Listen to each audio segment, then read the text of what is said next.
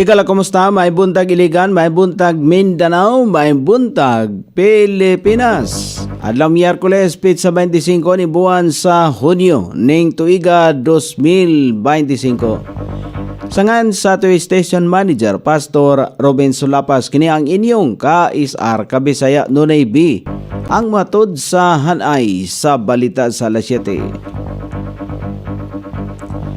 O karon sa uluhang tudling sa ato mga balita, Abuetes LGU magtinabangay sa yellow corn post-harvest infrastructure.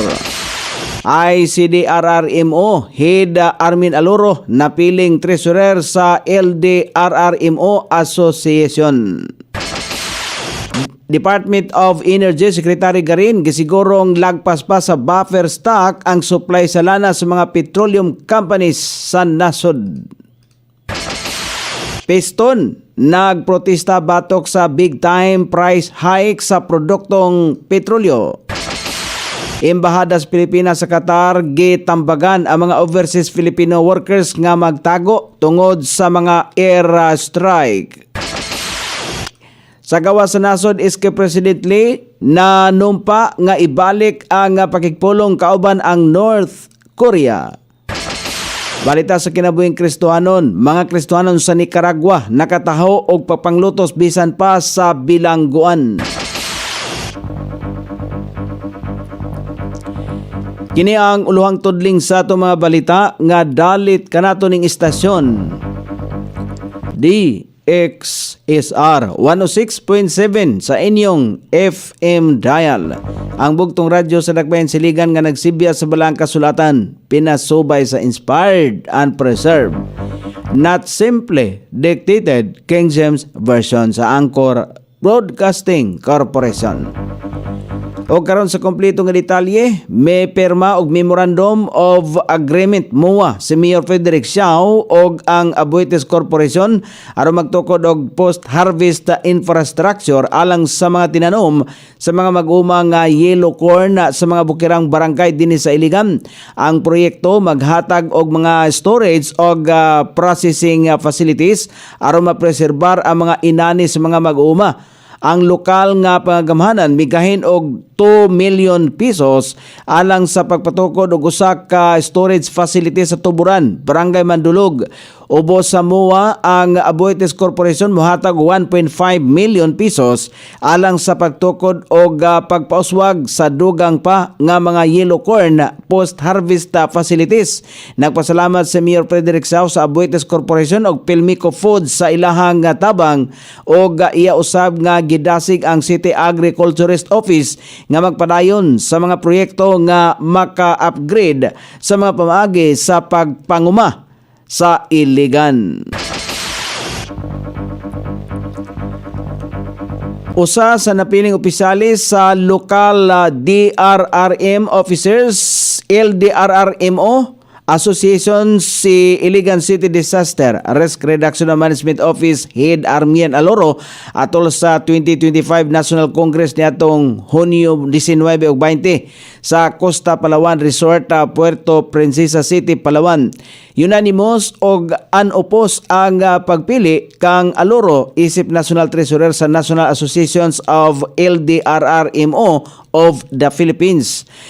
17 hangtod 18 ka rehiyon ang mitambong sa Congress sa gihimong unang pagpangulo usab sa asosasyon si Andrew Facundo sa Catanduanes Provincial DRRM Office, Executive Vice President usab PDRRMO sa Palawan nga si Jeremias Alili, Vice President for Luzon, Visayas ug Mindanao usab si Romeo Buenavista nga MDRRMO sa Santa Lucia, Ilocos Sur, Bupip Jakar kinsa MDRRMO sa Carles Iloilo og Colonel Alfredo Bularan, retired nga CDRRMO sa Davao City.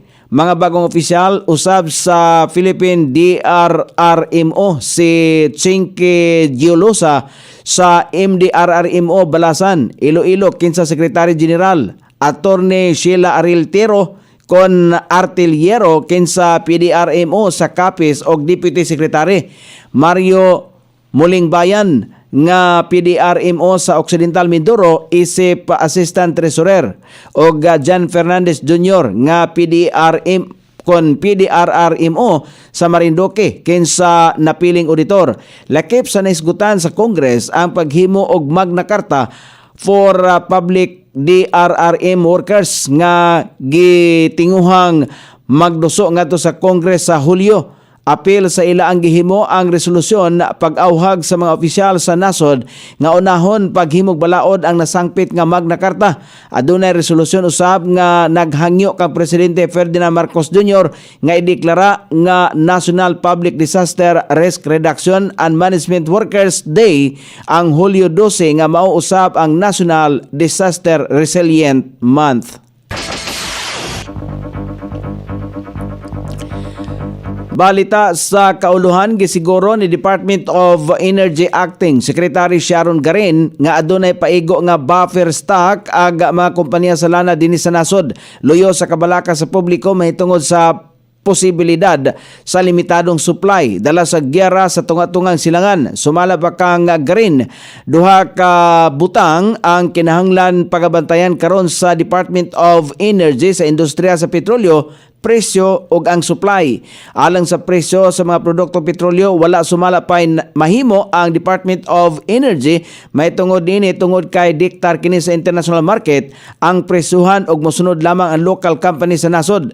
Dinhi ang nakadepende lamang sumala pa niya ang Pilipinas sa giangkat nga petrolyo. Pagabot sa supply, gidiktar sa balaod nga kinahanglan nga adunay buffer stock sa lana ang mga kompanya nga mamahimong mulungtad og 15 ka mga adlaw kung ibase kini sa regular assessment o inspeksyon nga gibuhat sa Department of Energy. Nasunod usab kini sa mga kompanya o kadaghanan kanila ang adunay mas taas pang volume sa stock. Gihimong sanglitanan sa kalihim ang pipila ka mga kompanya sa lana nga adunay buffer stock nga maabot pa sa 28 ka mga adlaw. Dugang pa sa kalihim nga walay kasiguruan kung unsa kalapad ang sangputanan sa gyera. Mihimo na ang kagamhanan og tukmang lakang aron malikayan ang bugat nga epekto nini sa industriya sa petrolyo nga dili magkalisod ang mga Pilipino. Lakip na nini ang dili kalit nga pagpatuman sa mga big time price hike nga sugdan kagahapon adlaw, Hunyo 24. Nagprotesta ang transport group nga Piston batok sa pagpataas sa presyo sa produktong petrolyo karong simanaha. Ang rally ang gipahigayon sa kadalanan sa Commonwealth Avenue sa lungsod sa Quezon. Subling nanawagan si Piston President Modi Floranda sa pagbasura sa oil deregulation law o hinanaling pagsuspindi sa value added tax o excise tax sa tanang mga produktong petrolyo. Lakip sa mga misalmot sa protesta mao ang mga public utility vehicle drivers o operators gikan sa Cubao, Bagong Silang og Novaliches. Punto ni Floranda nga dakong kalisod sa tanang operator ug driver sa jeep ang mitaas nga presyo sa petrolyo. Dili usab paigo sumala pa niya ang gigahin nga subsidiya sa gobyerno alang sa mga jeepney drivers kung magpadayon ang pagtaas sa presyo. Una nang nag-anunsyo ang pipila ka mga kompanya sa lana sa nasod mahitungod sa pinakabag-ong pagpataas sa presyo sa petrolyo sugod pa sa pagtaas niadtong nakalabay nga semana gumikan gyapon sa tensyon sa tunga-tungang silangan. Gitambagan sa embahada sa Pilipinas sa Qatar ang Filipino nga nanimuyo og nagtrabaho sa Qatar nga magtago sa luwas nga lugar human nga giatake sa Iran ang base militar sa US sa naasong nasod. Gipagawa sa embahada ang panawagan kagahapon sa buntag o gikaingon nga magtago ang mga Pilipino hangtod nga wala pa sila pinakabag-ong abiso. Giawagan usab nini ang tanan nga motutok sa mga balita aron kanunay nga updated sa mga advisories sa local authorities o sa ilang embahada. Gisubli usab sa embahada sa Pilipinas sa Qatar nga walay gikataho nga namatay o nasamdan human ang pag-atake sa Iran. Gisiguro usab sa mga otoridad sa Qatar nga andam silang mutubag sa bisan unsa mang hulga sa seguridad sa nasod o sa mga residente nini. Mas maayo usab nga mamahimong alerto o kalmado sa naasoing sitwasyon. O karon sa balita sa gawas sa nasod nanumpa si South Korean President Lee Jae-myung nga maghimo siya og pamaagi aron nga makigpulong kauban ang North Korea aron nga magpabilin ang kalinaw sa duha ka nasudnong Koreano. Sumala pa nili nga kinahanglan mahinungdanon kon hinumduman sa duha ka nasudnong Koreano ang 2000 Inter-Korean na Declaration nga mao'y hinungdan nga nahibalik ang pakigpulong sa duha ka nasod pinagi sa mga leader kaniadtong tuig 2000 nga si North Korean leader Kim Jong-il og South Korean President Kim Dae-jung. O karon sa balita sa kinabuhing Kristohanon, gikataho nga adunay mga Kristohanon sa bilangguan sa nasod sa Nicaragua nga nakasinati og papanglutos pinagi sa hulga, torture o uban pa.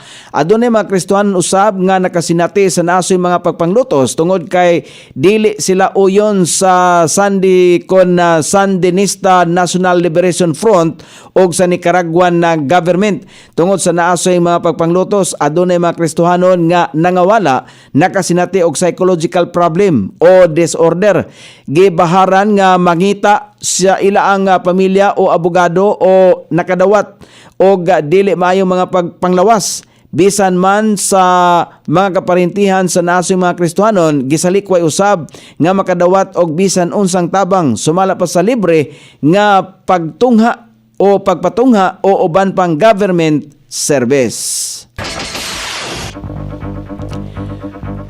O karon sa balita sa dagan sa panahon, padayon makapiktar sa nasod ang hanging habagat sa western section sa Southern Luzon, ang Zambales, Bataan, Palawan, Metro Manila ug ang ubang bahin sa nasod ang makasinati paghapon ng madag-umon nga kalangitan inubanan sa patak-patak nga mga pagulan karong adlaw, ilabi na sa mga dapit sa kapunon ug sa sayong taknas kagabion kini epekto sa hangin habagat ug localized thunderstorm.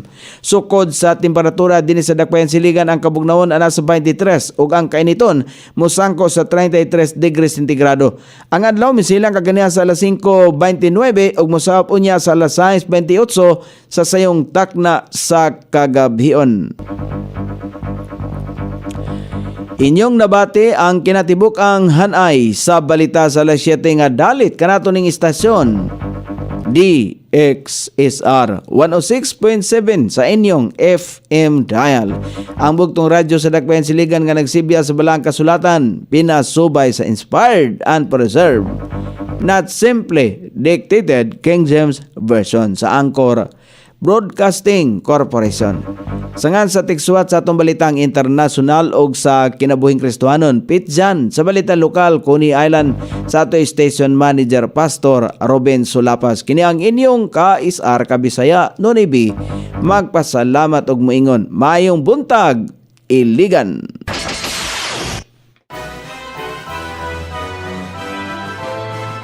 Inyong nabati ang 7 o'clock breakfast news hangtod na usab og mga adlaw sa samang takna o sa samang istasyon. Daghang salamat sa iyong pagpaminaw ug maayong buntag.